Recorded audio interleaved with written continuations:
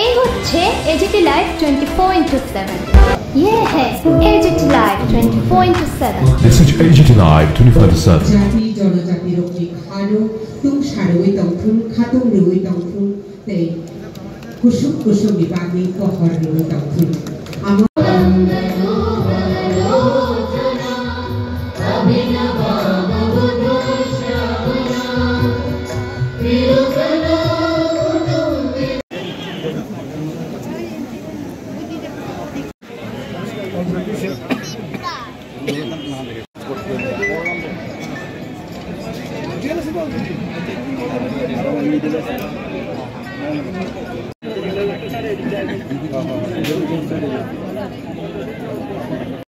यह पवित्र मंदिर सिर्फ पूजा का जगह नहीं है, यह त्रिपुरा के लोगों के लिए एकता, संस्कृति और साझी विरासत का प्रतीक है।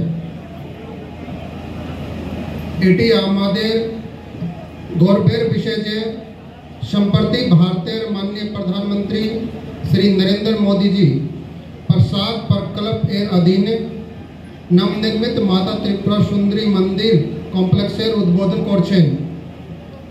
এই ঐতিহাসিক উদ্বোধনের মধ্যে দিয়ে মাতাবাড়ি সুন্দরী মন্দির আপনারা জানেন যে গত 22 তারিখে রাজ্যে আমাদের দেশের যশস্বী প্রধানমন্ত্রী নরেন্দ্র মোদীজির হাত ধরে নতুনভাবে পথ চলা শুরু করেছে এবং 51 শক্তিপীঠের অন্যতম শক্তিপীঠ এই মাতা ত্রিপুরা সুন্দরী মন্দির, যার একটা ইতিহাস রয়েছে, যার একটা ঐতিহ্য রয়েছে এবং আমরা সবাই মিলে রাজ্যের মাননীয় মুখ্যমন্ত্রীর প্রেরণা এবং দিক নির্দেশে সারা রাজ্যের প্রতিটি ধর্মীয় স্থান, পর্যটন স্থানকে সারা দেশের সামনে তুলে ধরে আমাদের রাজ্যকে সারা দেশের এবং পৃথিবীর সামনে উন্নয়নের নিরিখে আমাদের জাতি জনজাতি প্রত্যেকের মধ্যে একাত্মবোধের নিরিখে আমরা তুলে ধরতে চাইছি এবং মাননীয় প্রধানমন্ত্রী আমাদেরকে সেই দিশায় সাহায্য করেছেন।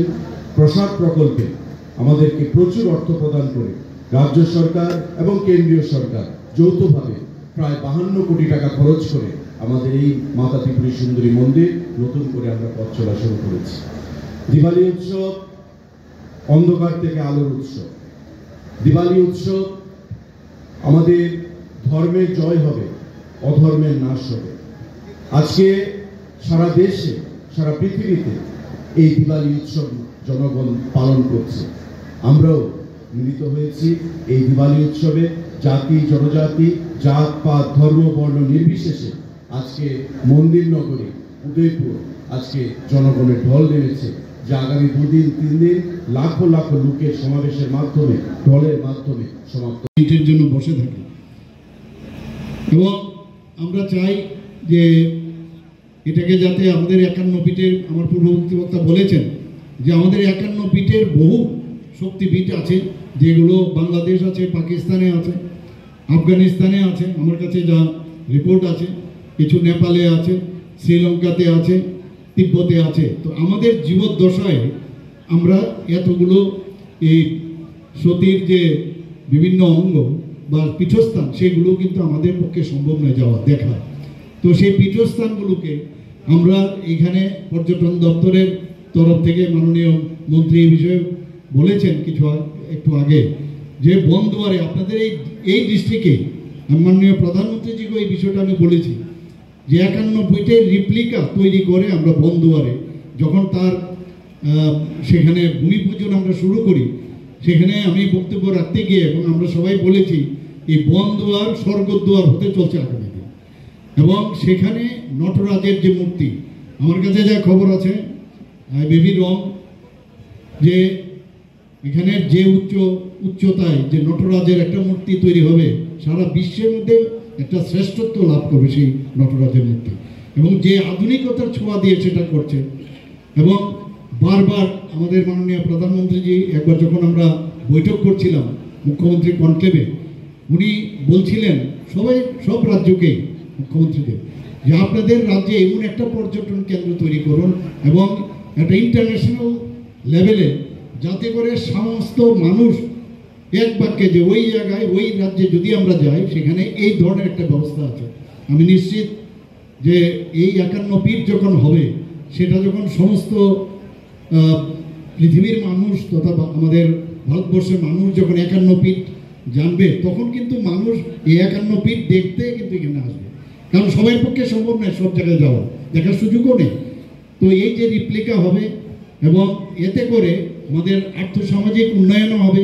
আমাদের যে এখানে একটু আগে আপনারা দেখলাম যে কালচারালি আমাদের যে এত রিচ আমাদের ত্রিপুরাতে, তো কালচারালও উন্নয়ন হবে। আমাদের যে যে ইতিহাস সেটাও মানুষ জানবে। এখানে বাইরের থেকে পর্যটকরা প্রচুর পরিমাণে আসবে এবং আজকের এই দীপাবলি উৎসব উপলক্ষে আপনারা এখানে সবাই এসছেন। আমরা সবসময় ছোটোবেলার থেকেও এই কিন্তু মাননীয় প্রধানমন্ত্রী যে আসার পর এখন পর্যন্ত আমার কাছে যা খবর, প্রায় 6 থেকে 7,000 বেড়ে গেছে অলরেডি। মানে এটা আমাদের জন্য একটা বাড়তি পাওনা আমি বলবো। এবং আমরা চাই যে মাতা ত্রিপুরী সুন্দরীকে নিয়ে সবাই সারা পৃথিবীর মানুষ যাবে।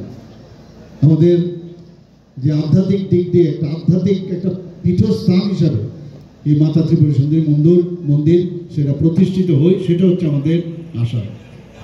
আমরা এই উৎসবকে কেন্দ্র করে আমার মনে হয় ত্রিপুরাতে যত মেলা হয়, আজকে 3 দিনের মেলার এখানে আয়োজন রাখা হয়েছে, সবচেয়ে বড় মেলা হচ্ছে এই দেওয়ালি মেলা, এই মাতা ত্রিপুরী সুন্দরী মন্দিরকে ঘিরে।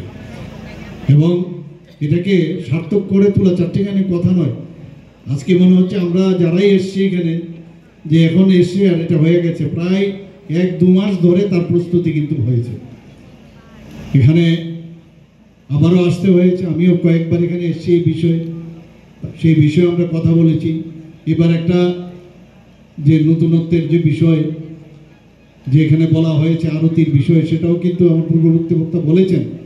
এবং আমি দেখলাম এটা জাস্টিফিকেশন, মন্দিরকে পিছনে রেখে যদি আমরা আরতি, যেটা আমরা স্টার্ট করা হয়েছিল, যখন বিভিন্ন যারা ধর্মের সাথে যুক্ত তাদের সাথে কথা বললো মন্দিরকে সামনে রেখে যদি আরতিটা করা হয় তাহলে খুব ভালো হবে।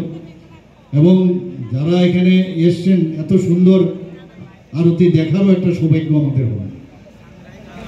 আমরা ত্রিপুরাতে আমরা চাই যে মানুষ শান্তিতে থাকুক এবং অশান্তির বাতাবরণ আমরা দেখেছি গত আমাদের 2018 আগে অশান্তির বাতাবরণ ত্রিপুরাতে ছিল। আমাকে সাংবাদিক বন্ধুরা প্রায় জিজ্ঞেস করে এত পুজো এখানে কেন বাড়লো। আমি উত্তরে ওনাদেরকে বলি, কাছে আমি প্রার্থনা করছি যে ত্রিপুরার মানুষ সবাই যেন সুস্থ থাকে, সবল থাকে, ভালো থাকে এবং শান্তিতে থাকে। এই উৎসবের মাধ্যমে আমরা যারা জাতি জনজাতি আমাদের যে মেলবন্ধন সেটা যেন আরও সুদৃঢ় হয় এবং এক ত্রিপুরা শ্রেষ্ঠ ত্রিপুরা আমরা যাতে গড়তে পারি, সেই মার কাছে প্রার্থনা রেখে আমার কথা বলা শেষ করছি। করোড় খরচ করে আমরা এই মন্দিরের যে তার যে ইনফ্রাস্ট্রাকচার আরও সুন্দর করার জন্য যখন সেটা প্রায় কমপ্লিশনের পথে, আমি ওনাকে যখন চিঠি দিলাম সাথে সাথে উনি রাজি হয়ে গেলেন এখানে আসার জন্য। অনেক আগেই আসার কথা ছিল, কিন্তু হঠাৎ করে অপারেশন সিন্দুরের যখন ওই ঘটনাটা হয় তারপরে তো আর বলার অপেক্ষা রাখে না, কী করে বলবো যে আপনি টাইম দিয়েছেন আপনি আসছেন না। যখন একটু সেটেল হলো তারপরে আবার আমি চিঠি লিখলাম এবং এই 22শে সেপ্টেম্বর উনি কিন্তু আসলেন। মানে মাতা ত্রিপুরেশ্বরী মন্দিরকে উনি যেভাবে উনি শ্রদ্ধা করেন, আমি জানতাম ওনাকে চিঠি দিলে সাথে সাথে উনি রাজি হয়ে যাবেন এবং সেইভাবে আসবেন এখানে। আমরাও দেখলাম এখানে আসার পর আজকে সর্বভারতীয় স্তরে মাতা ত্রিপুরী সুন্দরী মন্দির সম্পর্কে সবাই জানতে পারবে। আমরা জানতাম মাননীয় প্রধানমন্ত্রীজি এমনিতে তো সবাই জানে, কিন্তু তারপরেও মাননীয় প্রধানমন্ত্রী যে আসবেন সেটা কিন্তু একটা আলাদা একটা বিষয়, যে কারণে সমস্ত ভারতবর্ষের মানুষ জানতে পেরেছে, বিশ্ব জানতে পেরেছে এখানে 51 পীঠের একটা পীঠ মাতা ত্রিপুরী সুন্দরী মন্দির। সামাজিক উন্নয়ন হয়েছে, মানুষ বুঝতে পারছে ত্রিপুরার মধ্যে একটা শান্তি প্রতিষ্ঠিত হয়ে থাকবে। বিরোধীরা তো নানা রকম কথাবার্তা বলবে, অন্যরা বলবে, নিন্দুকেরা তো বলবেই, কিন্তু আমরা জানি যেই কারণে মানুষ এখন এই যে মেলার মাধ্যমেই মেলবন্ধন, আমরা একজন আরেকজনের সাথে নতুনভাবে আমাদের একটা পরিচয় হয়। এটাকে সামনে রেখে আমরা ধর্মীয় যে পর্যটনগুলো আছে সেইগুলো আমরা যাতে আমাদের পর্যটন দপ্তরের থেকে সেই ব্যবস্থা আমরা করছি। কসবা মন্দিরকে আমরা এবং আমরা 14 দেবতার যে মন্দির সেখানেও প্রায় আমরা এডিবি ফান্ড থেকে প্রচুর টাকা নিয়ে আমরা সেটাকেও ডেভেলপমেন্ট করছি। তো ত্রিপুরার সমস্ত জায়গায় আপনারা যদি দেখেন, মহারাজারা এখানে মানিক্য ডাইনেস্টির এরা প্রচুর কাজ করে গেছেন। ধর্মীয় পর্যটনগুলোকে আমরা চাইছি যে সেটাকে মানুষের কাছে নিয়ে আসা। আমি আজকে আমরা সবাই জানি যে 14 বছর শ্রীরামচন্দ্রের পর সারা পশ্চিমবাংলা এবং ত্রিপুরাতে কিন্তু এই দিনেই কিন্তু কালী পুজো হয়, অন্যান্য জায়গায় গণেশ পুজো হয়। তো আমাদের মধ্যে আমাদের যে কৃষ্টি সংস্কৃতি আমরা যেভাবে এখানে বড় হয়েছি সেইভাবেই আমরা নিজেদেরকে আমরা থাকতে চাই এবং এর মাধ্যমে কিন্তু আমরা আমাদের নিজেদের যে চিন্তাধারা এবং ভালো যে নেগেটিভ থেকে পজিটিভে যাওয়া, আলোর থেকে তো অন্ধকার থেকে আমরা আলোর দিকে তো যাবই, কিন্তু অজ্ঞানতার থেকেও জ্ঞানের দিকে যাওয়া এই দিনটাতে আজকে আমাদের খুব প্রয়োজন এবং সেই কারণেই এই আলোর যে উৎসব সেটা আমরা মানি এবং আমরা ত্রিপুরাতেও আমরা চেষ্টা করছি, আমাদের সরকার পজিটিভ মেন্টালিটি নিয়ে আমরা কাজ করছি এবং এখানে আমার পূর্ববর্তী বক্তা বলেছেন যে 500 বছরের পুরনো এই মন্দির, 500 বছরের উপরের এই মন্দির, সেখানে সেই জায়গার মধ্যে তার ইতিহাস ওয়ান অফ দ্য ওল্ডেস্ট এই রিলিজিয়াস প্লেস আমাদের সারা